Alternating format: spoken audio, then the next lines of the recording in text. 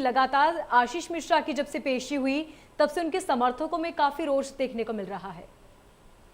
देखिए, ये पूरी तरह से प्लान्ड में सरेंडर कराया गया है, पूछताछ के लिए भेजा गया है पूरी योजनाबद्ध तरीके से। कल सबसे पहले मंत्री जी लखनऊ आए, लखनऊ अपने लोगों से मिले, उसके बाद लखीमपुर खीरी गए और उनके कार्यालय पे तमाम समर्थक जुटने लगे। उसके बाद आशीष मिश्रा समय से 1 घंटा पूर्व ही, ताकि मीडिया का सामना न करना पड़े, जाके क्राइम ब्रांच के सामने उपस्थित हो गया।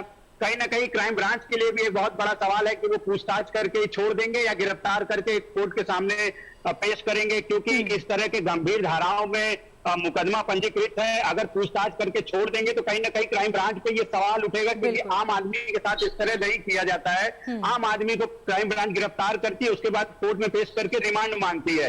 यहाँ भी मामला वही है कि बहुत सारी चीजें ऐसी है कि जो क्राइम ब्रांच अभियुक्त को लेके साथ में जाएगी, लोगों की पहचान हो सके कि गाड़ी कौन लेके गया था, गाड़ी किस उद्देश्य से गया था, वो गए कि नहीं गए।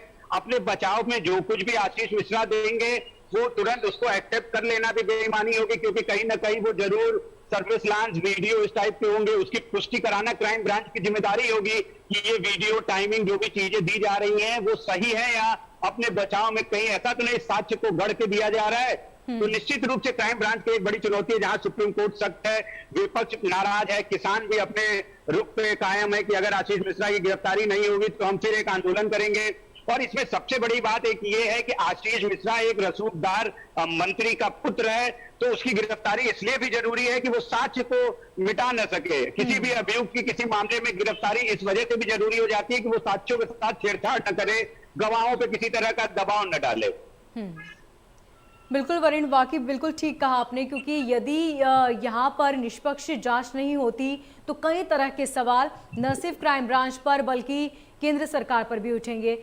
आशीष, वरुण, इसके अलावा ये बताएं कि 6 दिन बाद आरोपी आशीष मिश्रा की पेशी हो पाई है।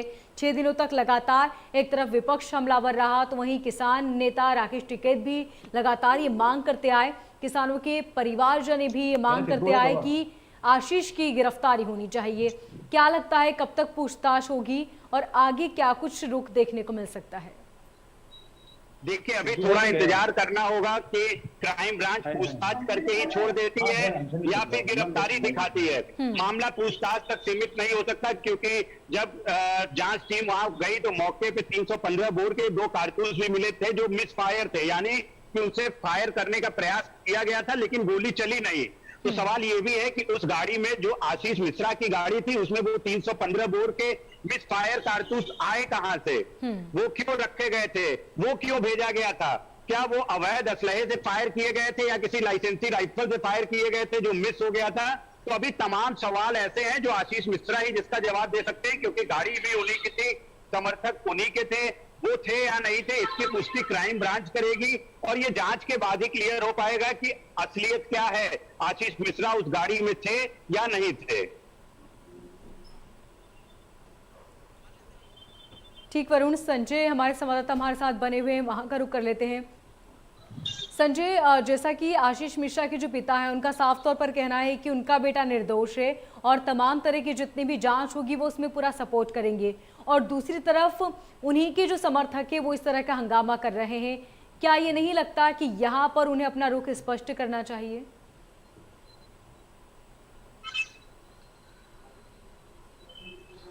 जी बिल्कुल, देखिए कहीं न कहीं जब तक वो अपना रुख स्पष्ट नहीं करते हैं तब तक मुझे लगता है कि वो बेगुनाह साबित नहीं होंगे, क्योंकि देखिए हंगामा से कभी भी बेगुनाही साबित नहीं की जा सकती है। हाँ, इतना जरूर है कि चूंकि वो बीजेपी के सबसे बड़े गृह राज्य मंत्री के बेटे हैं, ऐसे में कहीं न कहीं जो पार्टी के जो लोग हैं उनकी संवेदना भी उनके साथ में है, तो निश्चित तौर पर वो हंगामा करेंगे और वो ये प्रयास करेंगे कि जो मोनू मिश्रा जो है वो बेगुनाह साबित हों।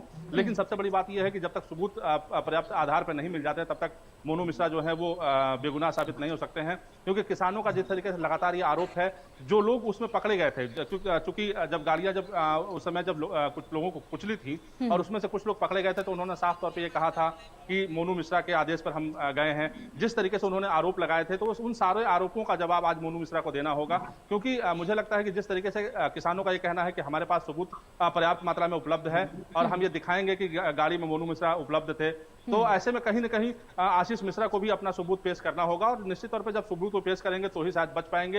हालांकि उनके जो वकील हैं जो साथ में इसमें पहुंचे हुए हैं, उनका साफ तौर पर यह कहना है कि हमारे पास पर्याप्त मात्रा में सबूत है, लेकिन अब वो सबूत कौन से ऐसे हैं, क्योंकि मोनू मिश्रा से हमें लगता है कि तमाम ऐसे सवाल होंगे, तमाम ऐसे जवाब मोनू मिश्रा को देने पड़ेंगे जो इस घटना से संबंधित हैं, और जब तक वो जवाब नहीं दे पाएंगे तब तक मुझे लगता है कि शायद पुलिस उनको छोड़ने वाली नहीं है, क्योंकि पुलिस की जितनी किरकिरी इस बार हुई है शायद ऐसी किरकिरी कभी नहीं हुई होगी, क्योंकि स्वतः कोर्ट ने संज्ञान लेकर के और मोनू मिश्रा को गिरफ्तार करने को कहा था। जी ठीक संजय, हमारे संवाददाता शोभित भी हमारे साथ बने हुए हैं, शोभित का रुख कर लेते हैं।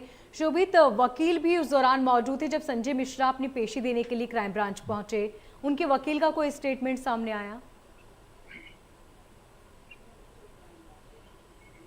देखिए, उनके वकील का कहना है कि अभी वो कोई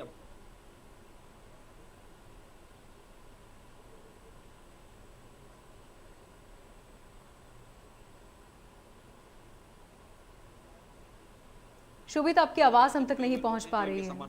इनके समर्थकों का पूरा जी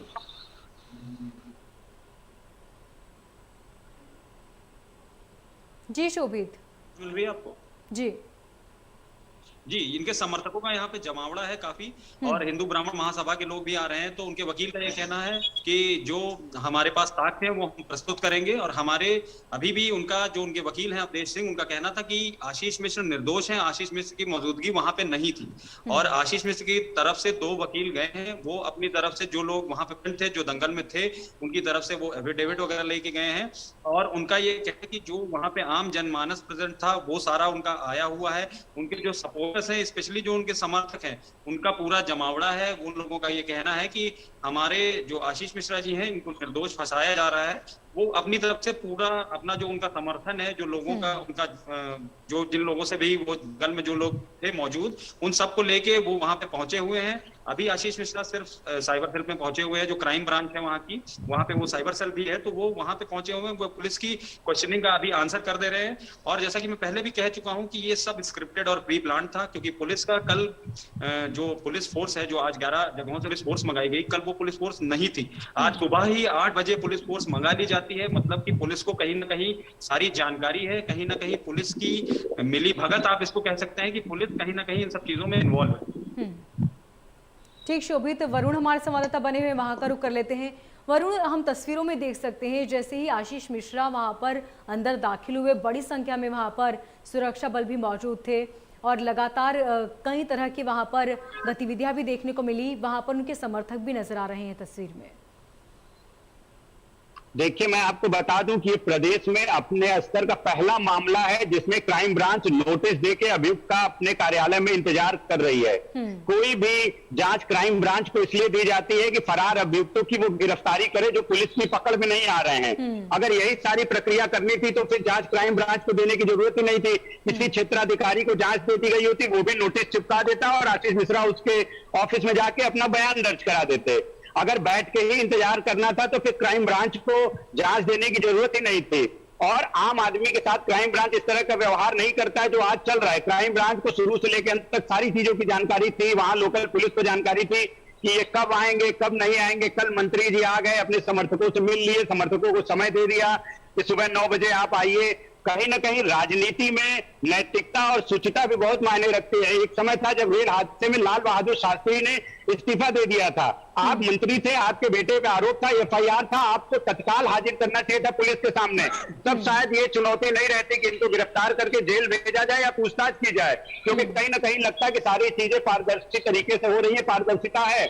लेकिन 6 दिन फरार रहना, उसके बाद मंत्री जी आ गए, सारे समर्थकों को जुटा के क्राइम ब्रांच के सामने पहुंचना, सारे बड़े अधिकारी जुटे हैं, तो कहीं ना कहीं वास्तव में ये स्क्रिप्टेड है। और न्याय कैसे मिलेगा, जरूर सर्वोच्च न्यायालय को इस पे अपनी नजर लगातार बना के रखनी पड़ेगी। ठीक संजय, बहुत शुक्रिया तमाम जानकारी के लिए। शोभित, आपका भी बहुत शुक्रिया। वरुण, बहुत शुक्रिया तमाम जानकारी के लिए। तो ये जो पूरी कार्रवाई है ये कहीं ना कहीं ये दिखाती है कि यहाँ पर आरोपी को एक वीआईपी ट्रीटमेंट मिल रहा है। हालांकि जांच के बाद ही तस्वीर साफ हो पाएगी। फिलहाल इस बुलेटिन में इतना ही, दीजिए इजाजत, नमस्कार।